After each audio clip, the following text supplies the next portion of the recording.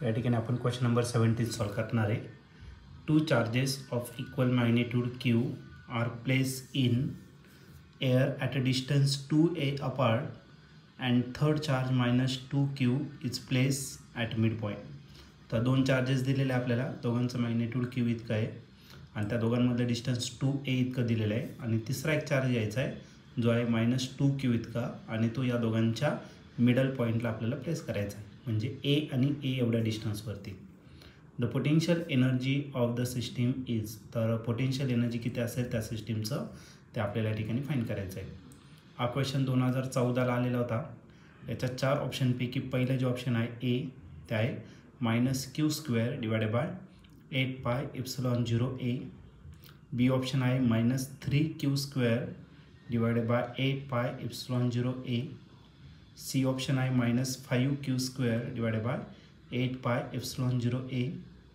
आणि D option जे आहे ते आहे -7q² डिवायडेड बाय 8πε0a. तर या 4 ऑप्शनपैकी या क्वेश्चनचं करेक्ट आन्सर काय असणार आहे, तर आपण याला सॉल्व करूया आणि मग डिसाईड करूया.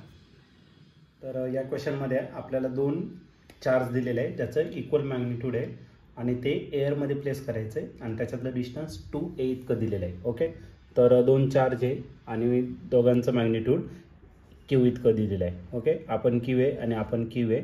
सपोज या पॉईंट आपण A कन्सिडर करू आणि याला काय कन्सिडर केलं, B कन्सिडर केलं आणि या दोघांमध्ये जे डिस्टन्स आहे ते किती येतं, 2a इतकं डिस्टन्स दिलेलं आहे. त्यानंतर एक थर्ड चार्ज आहे ज्याचं मॅग्निट्यूड किती आहे, -2q इतकं दिलेलं आहे. ओके, थर्ड चार्ज उज व्हॅल्यू इज -2q आणि तो प्लेस करायचा आपल्याला याच्या मिड पॉईंटला. मग जो मिड पॉईंट आहे तर आपण काय कन्सिडर करू, C कन्सिडर करू आणि तो जो चार्ज आहे तो किती येतं, -2q इतका दिलेला आहे. म्हणजे A पासून तर C पर्यंतचं जे डिस्टन्स असणार ते किती असेल, मग A इतकं असेल. आणि सिमिलरली C पासून तर B पर्यंतचं जे डिस्टन्स असेल ते देखील किती असणार, तर A इतकंच डिस्टन्स राहील. ठीक आहे, तर ही झाली आपली डायग्राम. आता आपण याला काय करणार आहे, तर आपल्याला या ठिकाणी पोटेन्शियल एनर्जी आपल्याला या ठिकाणी फाइंड करायचं आहे, इलेक्ट्रोस्टॅटिक पोटेन्शियल एनर्जी. तर सर्वात पहिले तर आपण एक जनरल फॉर्म्युला घेऊन टाकू इलेक्ट्रोस्टॅटिक पोटेन्शियल एनर्जीचा. एनर्जी आपण रिप्रेझेंट करतो U ने आणि याचा फॉर्म्युला आहे 1/4πε0. त्या दोन्ही चार्जेसचं का जे 2 चार्ज घेणार त्यांचं मल्टिप्लिकेशन आणि त्या दोघांमधले जे डिस्टन्स आहे ते किती असेल, R. या असेल जनरल फॉर्म्युला. आता आपल्याला टोटल पोटेन्शियल फाइंड करायचं आणि आपल्याकडे किती चार्जेस आहे, तर टोटल आहे तुमच्याकडे 3 चार्जेस. कोण, Q1, Q2 आणि नेक्स्ट कोणता, Q3.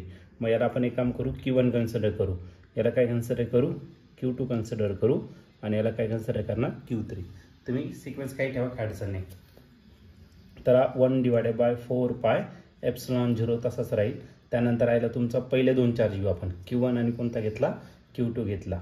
ठीक आहे, Q1 Q2 आणि Q1 आणि Q2 जर घेतला तर याच्यातलं डिस्टन्स काय आहे, AC. फिगरमध्ये आपण पहिले टाकून घेऊन नंतर त्याच्या व्हॅल्यू आपण पुट करणार. 1/4πε0 प्रत्येक टर्ममध्ये राहणार, त्याला आपण कॉमन घेतला. आता नेक्स्ट चार्जेस घेऊ. नेक्स्ट चार्जेस कोणता घेतला, Q2 आणि Q3.